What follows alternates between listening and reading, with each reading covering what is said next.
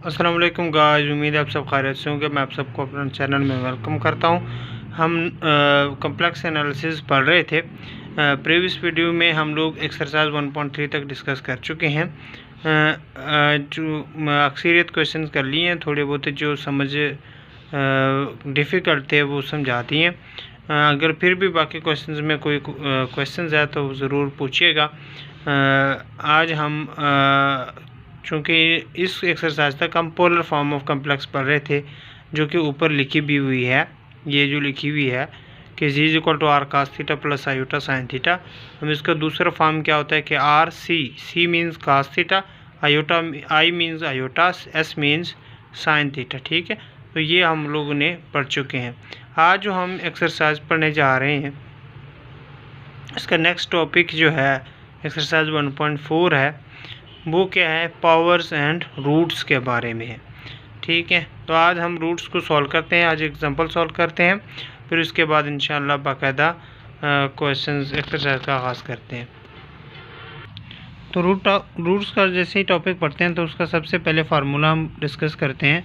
Roots का जो कि फार्मूला है कि डब्ल्यू के इज इक्वल टू होता है आर की power 1 over N cos theta plus 2 के pi over N plus iota sine theta plus 2 के पाई ओवर एन हो जाता है। वेयर के की जो वैल्यू को 0 1 2 3 2 एन माइनस 1, यानी एन से जो इसकी वैल्यू एक नंबर कम होगी। अगर एन की वैल्यू 3 है तो के की वैल्यू 2 तक जाएगा। ठीक है, इस तरह।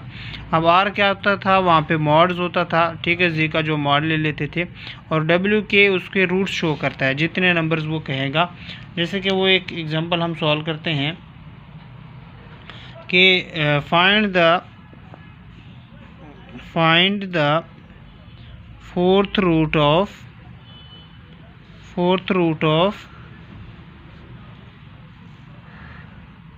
जी is equal to 1 plus iota.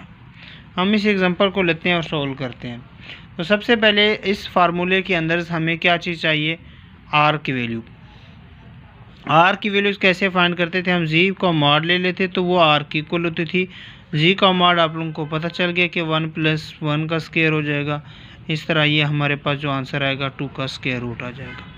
W R की वैल्यूज़ का पता चल गया। एन क्या होता है, जो चीज़ यहाँ पे फाइंड करने को कहते हैं ना, फोर्थ रूट है, थर्ड रूट है, या कुछ इसी तरह के हम एक्सरसाइज जब सॉल्व करेंगे तो और ज़्यादा इजी हो जाएगा।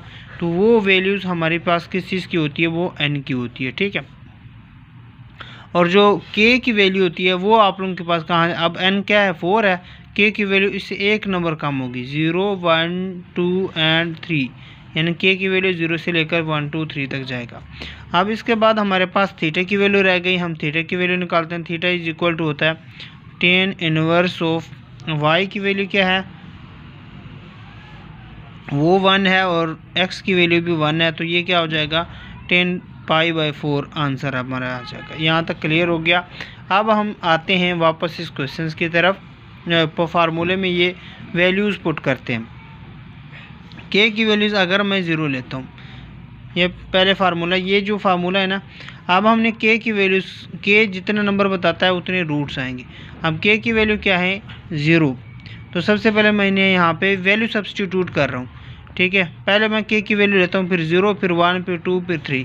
पहले मैंने क्या लिया, 0।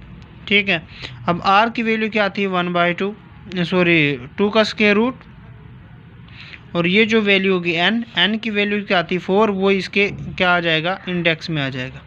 ठीक है, अब कॉस थीटा की वैल्यूज आपको पता है π/4 है। अब प्लस 2 के पाई, के की जगह पे हम लोग क्या पुट कर देंगे, 0, और पाई वैसे का वैसे। ओवर में क्या आ जाएगा, एन था ना, अब एन की वैल्यू क्या थी 4, वो मैंने लिख दिया। इसी तरह आयोटा साइन थीटा, ये एक क्वेश्चन के ऊपर फोकस कर लें, बाकी क्वेश्चन बिल्कुल इसी तरह सिमिलर हैं। साइन थीटा की वैल्यू क्या हो जाएगी, π/4 प्लस 2 के पाई है ना, के की जगह पे क्या आ जाएगा, 0, क्योंकि हम 0 कंसिडर कर रहे हैं ना, अभी हम इनिशियल वैल्यू सॉल्व कर रहे हैं। ओवर 4 आ जाएगा एन की वैल्यूज़, तो ये हमारा यहाँ तक हो गया। ठीक है, अब इसको सॉल्व करते हैं। तो 2 की पावर ये इस तरह, ये तो वैसे रहेगा। अब देखिएगा ये तो 0 हो जाएगा, है ना, कॉस थीटा ये 0 बन गया, बाकी क्या बचा है, π/4 ओवर 4। इसी तरह आयोटा साइन ये वाली साइड भी 0 बन गई तो क्या हो जाएगा π/4/4। ठीक है। अब अगर इसको मैं और सिंप्लीफाई कर दूं 4 टू स्क्वायर रूट, ठीक है, तो ये क्या हो जाएगा cos π/16 बन जाता है ना जब ये 4 नीचे आ जाएगा। इसी तरह आयोटा sin π/16।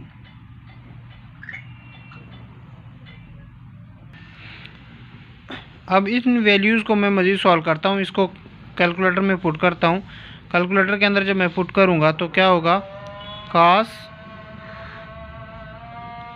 π/16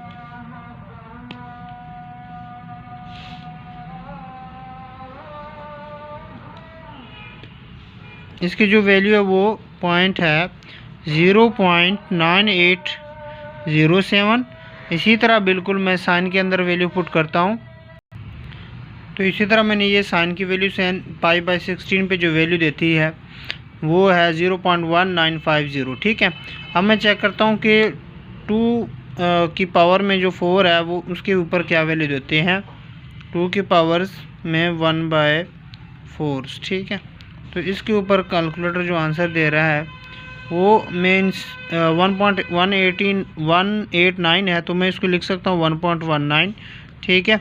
अब इस चीज़ को मैंने अंदर मल्टीप्लाई करना है।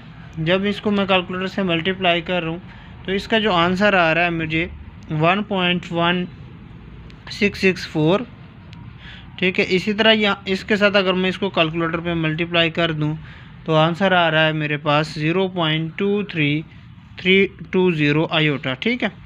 अब ये फॉर्म हमने लेके आनी है और रोक देना है। ठीक है। अब हमने दूसरे टर्म्स की तरफ जाना है क्योंकि k=0 हो गया। अब k=1 बात करेंगे। 1 मैंने पुट कर दिया, ये वाली वैसी लिख दी, सिर्फ k की वैल्यू मैंने चेंज करनी है। अब फार्मूले की तरफ आप देखिएगा, अगर मैं फार्मूला आपको ये देखें, सबसे पहले थीटा और k की जगह पे अब 1 आ जाएगा। मैंने ये k की जगह पे 1, इसकी जगह पे डायरेक्ट 2π लिख दिया क्योंकि k=1 हो जाएगा। इसी तरह फिर π/4 हो जाएगा प्लस 2k पाई था और k की जगह पे 1 आ जाएगा तो 2π बन जाएगा और 4 था। अब मैंने इसको थोड़ा सॉल्व किया तो ये 9π/16। इसी तरह आयोटा साइन 9π/16 ये भी बन जाएगा और ये मैंने इसकी वैल्यू यहाँ पे लिख दी है। अब मैं इसको कैलकुलेटर पे देखता हूँ कि इसकी वैल्यू क्या आती है। अब इसी तरह मैंने ये कैलकुलेटर के अंदर से बाकी वैल्यूज़ पुट कर दिए 9π/6, तो मेरे पास कुछ इस तरह का 9π/16 आ जाता है, फिर ये नेगेटिव आंसर दे देता है। अब मैंने इसको मल्टीप्लाई किया तो मेरे पास कैलकुलेटर के थ्रू आंसर आ गया -0.2320 और यहाँ पे जो मेरे पास आंसर आया वो क्या है 1.1664 आयोटा बन जाता है। ठीक है। अब मेरे पास W की रूट्स 1 भी सॉल्व हो गया। अब मेरे पास रूट्स में कौन सा उठाऊंगा 2 को। ठीक है। अब मैंने क्या करना है कि k की जगह पे 2 लिख दे जाना है। बाकी आप लोगों के पास 2/1/4 इस तरह मैं लिख सकता हूँ ना इसको। अब आप लोगों के पास क्या हो जाएगा cos π/4 हो जाएगा। k की जगह पे जब 1 हो जाएगा तो ये क्या हो जाएगा 4π/4 हो जाएगा। इसी तरह प्लस आयोटा साइन π/4 ओवर आप लोगों के पास मल्टीप्लाई प्लस में क्या हो जाएगा 4π हो जाएगा ओवर 4 हो जाएगा। ये आप लोगों के पास बन जाएगा। अब इसको अगर मैं इसकी वैल्यू लिख दूँ 1.19 है। ठीक है। इसका क्या बनेगा 17/16 बन जाएगा ना, cos 17/16। इसी तरह प्लस आयोटा साइन 17/16। ठीक है। तो ये हमारे पास बन जाता है। अब मैं इसको कैलकुलेटर पे इसकी वैल्यू भी देखता हूँ। जिस तरह प्रीवियस में यहाँ पे कॉस वाली वैल्यूज़ पुट कर दी, अब ये भी साइंटिफिक कैलकुलेटर में मैंने पुट करने के बाद मेरे पास जो आंसर आए वो मैंने यहाँ पे लिख दिए हैं। ठीक है। और ये चीज़ बन गया। अब मैंने 1.19 को भी इनके साथ मल्टीप्लाई करना है। अब ये जब मल्टीप्लाई होगा तो मेरे पास जो आंसर आएगा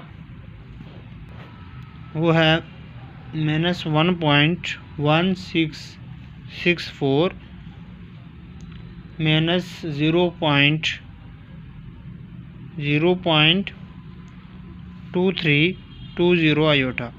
ठीक है। अब हम लोगों के पास बाकी सिर्फ W ये K=3 वाले रहती है, उसी को सॉल्व करते हैं। अब देखिए ओमेगा 3 रह गया था तो मैंने बाकायदा वैसे ही पुट कर दिया जैसे कि 2 की r⁴ 1/n यानी 2 का स्क्वायर रूट 4 cos π/4 होता है और k की जगह पे आप 3 रखूँगा तो 6π बन जाएगा ओवर n। 4 था आयोटा साइन आप लोगों के पास π/4, यहाँ पे भी 6π और 4 बन जाएगा। अब मैंने इसको सॉल्व किया 25π सॉरी यहाँ पे पाई आ जाएगा, ठीक है, 25π और 6 और यहाँ पे भी 25π और 6 बन जाएगा। अब मैंने इसको कैलकुलेटर में डायरेक्ट पुट करके ये आंसर निकाला। अब यहाँ पे एक और बात मैं बताने जा रहा हूँ जो कि बहुत इंपॉर्टेंट है। अब जितने भी रूट्स हैं मैंने यहाँ पे इकट्ठे कर दिए। W0 की जो वैल्यू थी, W1 की जो वैल्यू थी, W2 की, W3 की। अब ये जो हमारे पास आंसर आ गया ना, ये सारे एक दूसरे का एडिटिव इन्वर्स होंगे। जैसे कि जितने भी रूट्स आप निकालोगे, आगे एक्सरसाइज भी हम सॉल्व करेंगे। हम जैसे कि W0 की जो वैल्यू थी वो ये वाली है 1.1664 0.2320 आयोटा। अब इसी तरह की वैल्यूज़ आप लोगों के पास ओमेगा 2 के अंदर भी मिलती है, लेकिन साथ में क्या है, ये माइनस है, ठीक है। 1.1664 बिल्कुल वैसी ही है। अब इमेजिनरी पार्ट को मैं यहाँ से कंपेयर करवा देता हूँ। इमेजिनरी पार्ट को देखें, यहाँ पे क्या है, प्लस का है 0.23320, यहाँ पे नेगेटिव का है, यानी मीन्स आप लोगों के पास ओमेगा 0 और ओमेगा 2 ये आपस में एडिटिव इन्वर्स होंगे, ठीक है। और इसी तरह बिल्कुल आप लोगों के पास इन दो को अगर देखें, ये ओमेगा 1 और ओमेगा 3 को, ये आपस में एडिटिव इन्वर्स होंगे, ठीक है। ये एक ट्रिक है कि हमारे जो आंसर आएंगे क्या वो करेक्ट है या नहीं है। तो करेक्ट चेक करने के लिए हम लोग देखेंगे कि जितने भी हमारे पास ओमेगा आएंगे वो एक दूसरे के एडिटिव इन्वर्स होंगे। अगर हमारी वीडियो आपको पसंद आई होगी तो चैनल को सब्सक्राइब कीजिएगा और अपने दोस्तों के साथ शेयर कीजिएगा। मिलते हैं इस तरह की नई वीडियो में।